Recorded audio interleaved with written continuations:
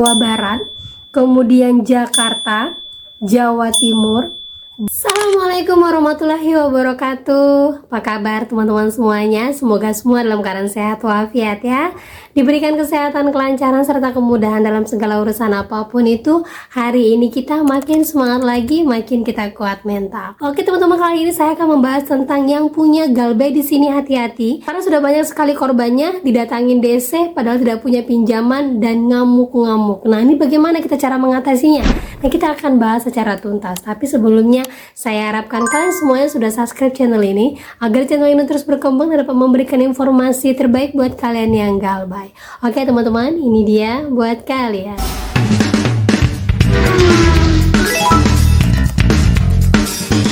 Oke teman-teman, sebelumnya kita update dulu ya untuk informasi terbaru. Ini mungkin informasinya itu terjadi di awal tahun 2025 ini, cuman masih bergulir sampai sekarang karena memang ini datanya harus diambil per tahun dan bisa disosialisasikan itu nanti di awal tahun depan, di tahun 2026 untuk yang galbay di tahun 2025 ini. Nah, untuk tahun 2025 ini ternyata tercatat hampir 800.000 orang yang galbay untuk kredit macet, paling banyak. Nah, data ini diperoleh dari informasi bahwa mulai bulan ini sudah banyak sekali daerah-daerah yang mulai melakukan pemeriksaan untuk daerah-daerah paling banyak gagal bayarnya dan paling tinggi penggunaan pinjolnya. Masyarakat yang menerima bantuan bansos tidak akan dapat menerima bantuan lagi. Salah satunya itu adalah NTB. Sebelumnya saya sudah informasikan bagi masyarakat yang menggunakan pinjol, judul, dan paylater tidak akan dapat menerima bansos. Nah, baru-baru ini sudah mulai naik lagi informasi bahwa beberapa daerah seperti NTB dengan tingkat kredit macet tertinggi sudah harus mulai rela masyarakatnya dikeluarkan dari bantuan bansos oleh pemerintah ini. Nah, saya pernah juga sebutkan kepada kalian beberapa daerah-daerah dengan tingkat kredit macet tertinggi dan tingkat penggunaan pinjol tertinggi. Yang terpaksa harus menggunakan pinjol harus berbesar hati karena inilah alasan saya tidak tahu kenapa pemerintah melibatkan pinjol ini dalam penerimaan bansos, padahal yang salah dari awal itu adalah kenapa diadakannya pinjol ini dan kenapa sampai sekarang tidak bisa diputuskan. Nah, inilah yang menyebabkan masyarakat bawah banyak sekali menggunakan pinjol. Tapi whatever lah, ini sudah terjadi. Mungkin ada kebijakan-kebijakan lain yang mungkin tidak kita ketahui ke depannya seperti apa. Tetapi yang terjadi saat ini, kalian wajib menginformasikan kepada keluarga kalian untuk di wilayah-wilayah yang akan saya sebutkan ini harus berbesar hati bahwa mungkin kalian tidak akan menerima bansos lagi. Oke, yang pertama saya informasikan adalah daerah-daerah dengan hutang pinjol terbanyak di Indonesia. Itu yang pertama adalah Jawa Barat, kemudian Jakarta, Jawa Timur, Banten, Sumatera Utara, Sulawesi Selatan, Bali, Sumatera Selatan, kemudian yang terakhir itu adalah Riau untuk pengguna pinjol tertinggi. Kemudian lagi untuk daerah-daerah yang paling banyak gagal bayarnya. Nah, daerah yang gagal bayarnya paling banyak inilah daerah-daerah yang tidak akan lagi menerima bansos dari pemerintah. Tapi ini tergantung lagi apakah masyarakat tersebut menggunakan pinjol atau tidak. Kalau dia tidak sama sekali menggunakan pinjol, berarti akan dicek di keluarganya. Kalau keluarganya terindikasi, berarti memang keseluruhan tidak akan mendapatkan bansos. Ya, yang pertama itu adalah NTB paling tinggi, kemudian Sumatera Barat, kemudian Jawa Barat, lanjut lagi DKI Jakarta, kemudian NTT, Sulawesi Tenggara, Kalimantan Selatan, Banten, kemudian Lampung, dan terakhir itu adalah Bali.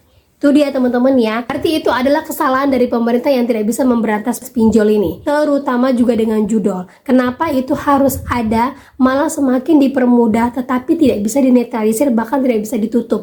Yang ujung-ujungnya semua ini berimbas kepada masyarakat dan menekan masyarakat lebih banyak lagi. Ingat saja teman-teman, masih banyak kok pinjol yang memang tidak perlu untuk dibayarkan. Apalagi kalian terpaksa menggunakan pinjol tersebut untuk kehidupan kalian. Jadi fokus saja untuk kehidupan kalian, tidak usah pikirkan bansos, tidak usah pikirkan bantuan pemerintah apapun yang mungkin sering kalian terima.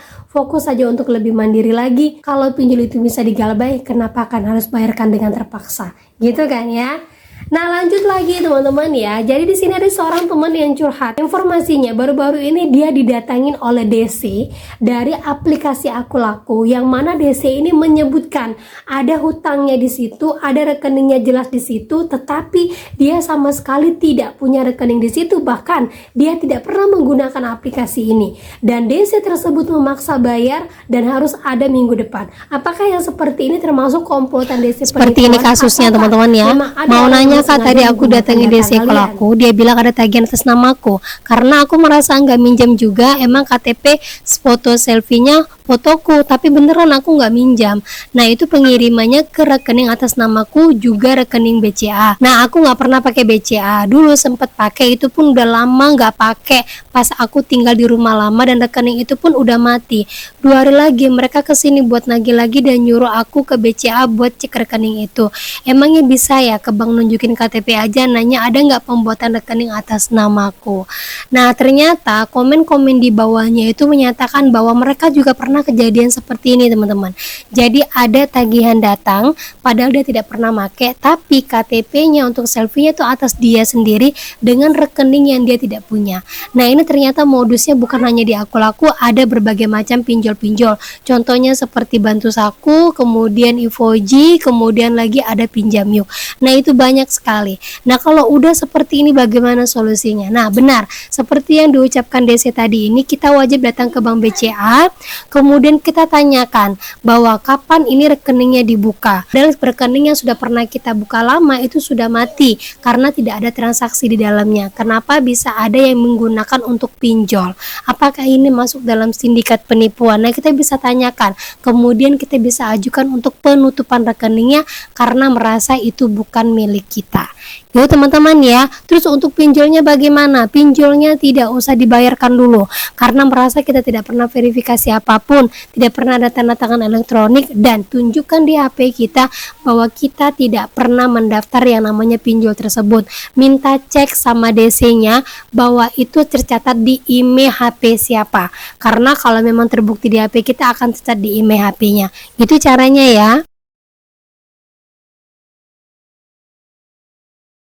Tegas teman-teman ya, karena apa? Kalau kalian sendiri tidak memutuskan rantai seperti ini, data kan akan tersebar bukan hanya satu pinjol tapi akan pinjol berikutnya. Sama halnya dengan kasus seperti ini teman-teman.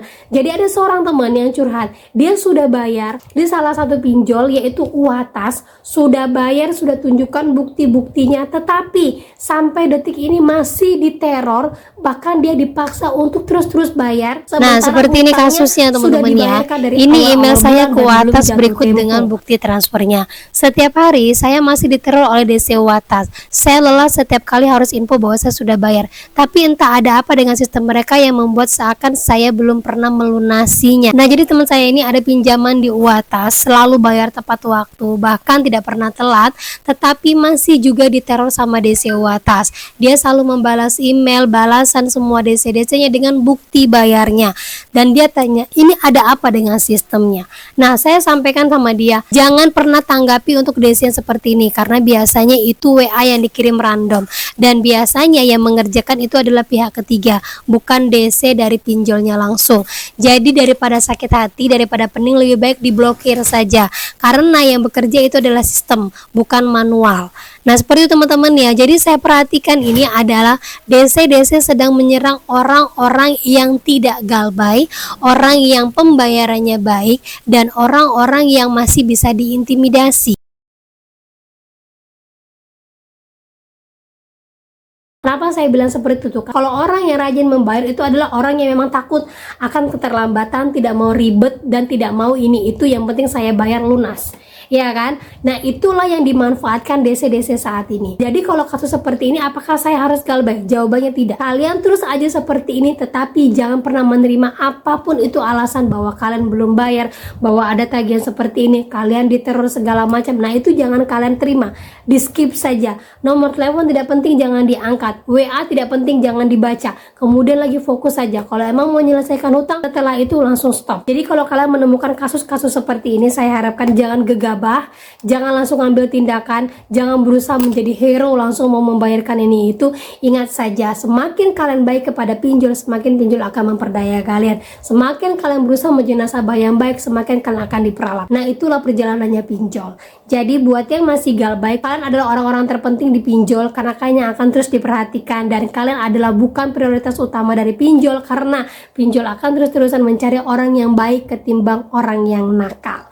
Jadi lebih baik kalian galbay saja, fokus saja untuk kehidupan kalian. Jangan paksakan gaya lubang tutup lubang hanya menutupin ke semuanya ini. Orang yang galbay berarti dia memutuskan rantai untuk dia berhenti menggunakan pinjol, dan dia berhasil untuk melampaui batas dirinya bahwa dia bisa lebih baik dari hari ke hari.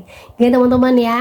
Nah oke, itu dia informasi yang bisa saya sampaikan buat kalian. Semoga dengan adanya informasi ini kalian lebih kuat mental lagi. Ingat, berpasrah diri untuk lebih baik lagi, dekatkan dengan Yang Maha Kuasa, dan jangan lupa berdoa setiap hari karena dari banyaknya doa yang kalian ajukan mungkin salah satu ada yang dikabulkan hari ini. Amin amin ya rabbal alamin. Akhir kata saya ucapkan assalamualaikum warahmatullahi wabarakatuh.